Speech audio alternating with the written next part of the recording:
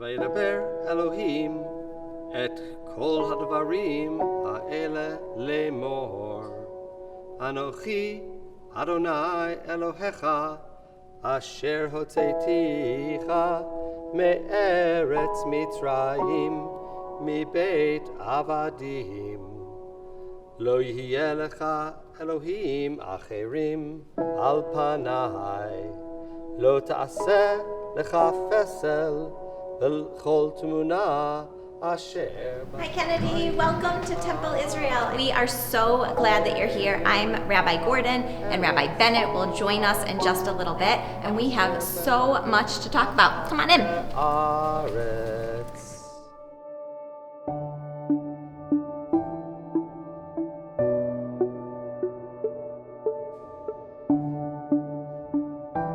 Judaism seems to have a lot of important objects. Can you tell me about them? Yeah, so why don't we start with these right here. These are candlesticks and our Kiddush cup.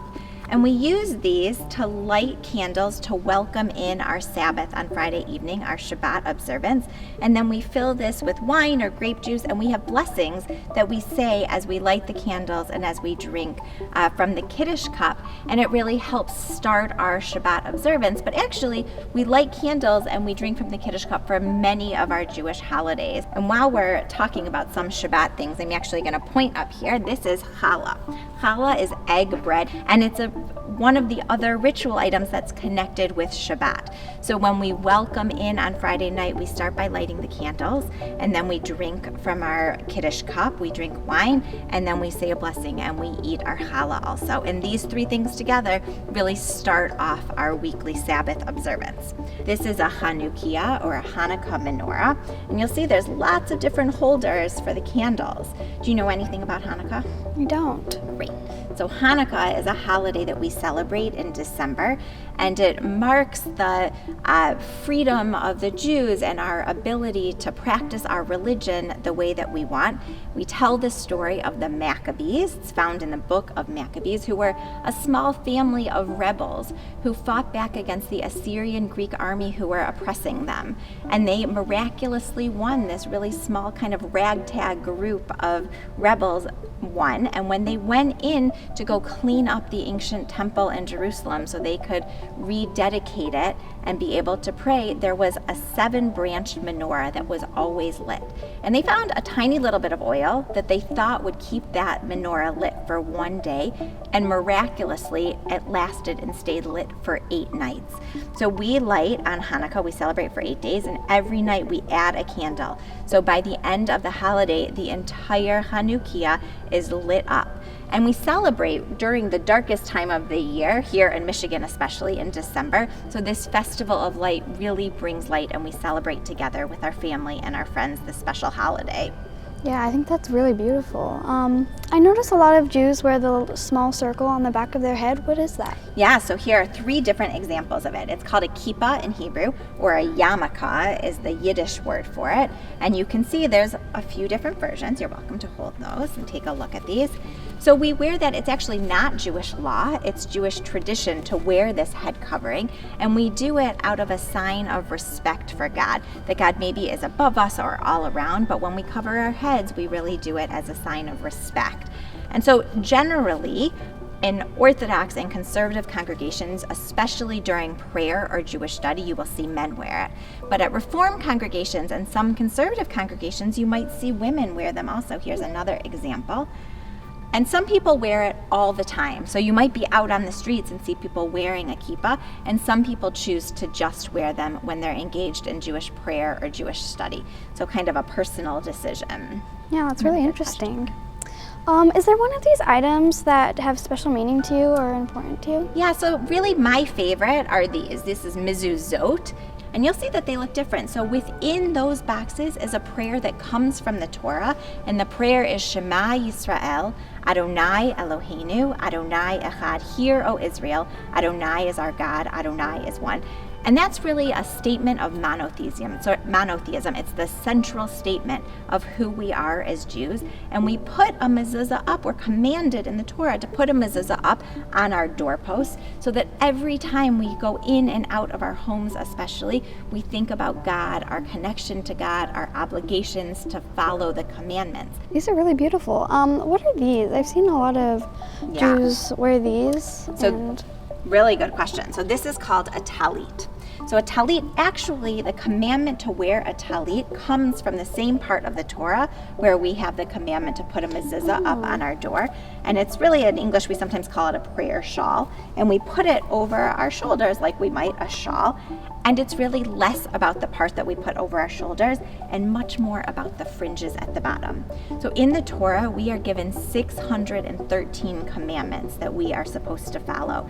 And the way that the fringes are knotted and wrapped really connects us to all of those commandments and reminds us of our responsibility to keep them. But this one comes, it's made and sold by an organization called Women of the Wall, which is based in Israel. They make it and sell it. And they're an organization that is dedicated to the equality of women, especially at the Western Wall, and really do hard work to try to get women to be able to pray and to read Torah equally to men. This is called a shofar. This is comes from a ram or goat horn, but below this is connected to Rosh Hashanah, which is our Jewish New Year. We usually celebrate around September. And we blow this as part of our Rosh Hashanah service. And we encourage everyone to reflect and to make amends with anybody they may have hurt and to use this new year to improve themselves, to do better. And when you hear the sound of the shofar, it's not the most pleasant sound. And so it sort of serves as that wake-up call that this is the time that we need to really turn inward and figure out how we're going to do better in the new year. And I am not so good at blowing the shofar, but we put it up to our lips and we try to make that sound.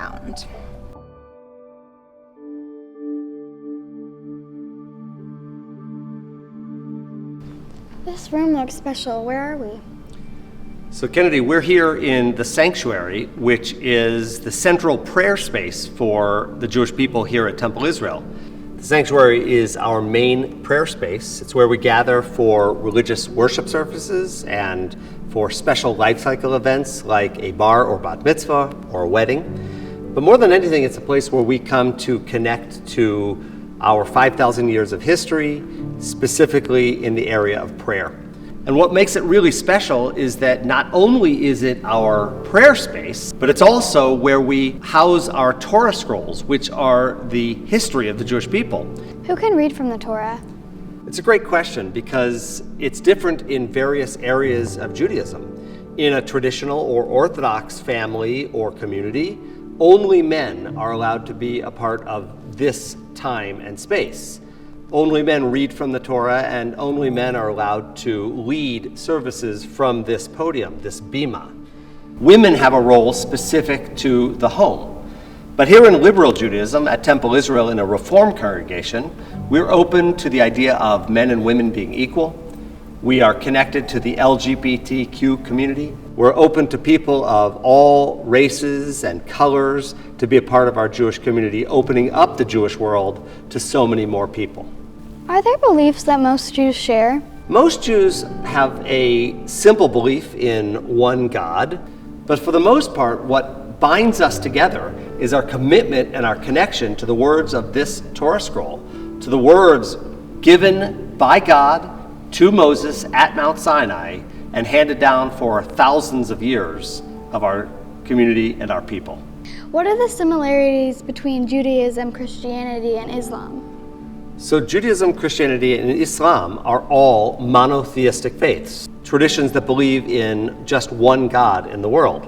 And while we have different books that we turn to understand our relationship with that God, all of us share the belief that this was given to us by one God thousands of years ago.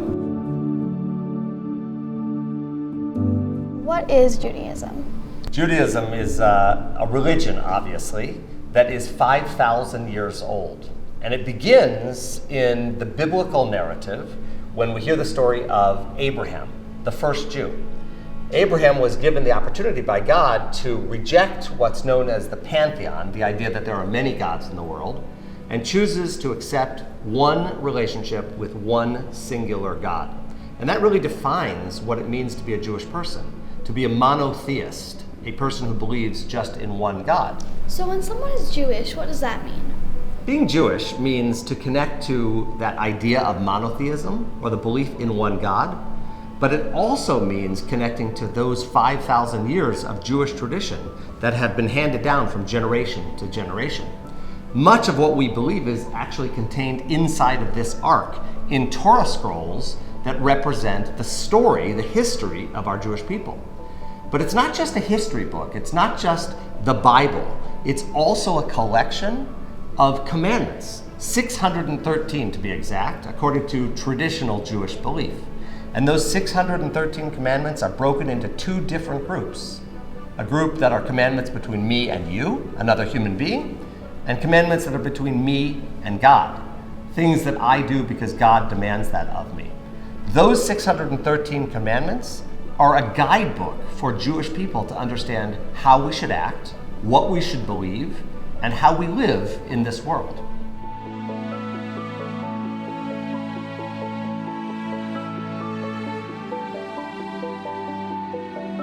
So Kennedy, we're standing here in front of the Ark of the Covenant, which is the replica of the box that held the 10 Commandments for our ancestors when they traveled through the wilderness. Today, inside this ark, we hold all of our Torah scrolls, the history of our people that I was talking about. So each of these Torah scrolls is exactly the same thing, the 5 books of Moses, the first 5 books of the Hebrew Bible, or what you might refer to as the Old Testament.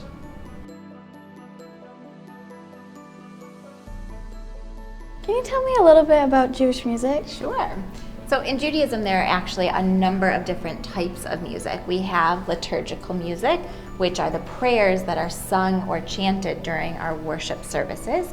There's folk music, there's klezmer music. Even early Broadway tunes were really influenced by Yiddish music. And then of course there's modern music. And music in Judaism really often enhances our services, our worship experience, and connects us to spirituality, to God, and to the community. Thank you for telling me about that. That was really interesting. Thanks for asking.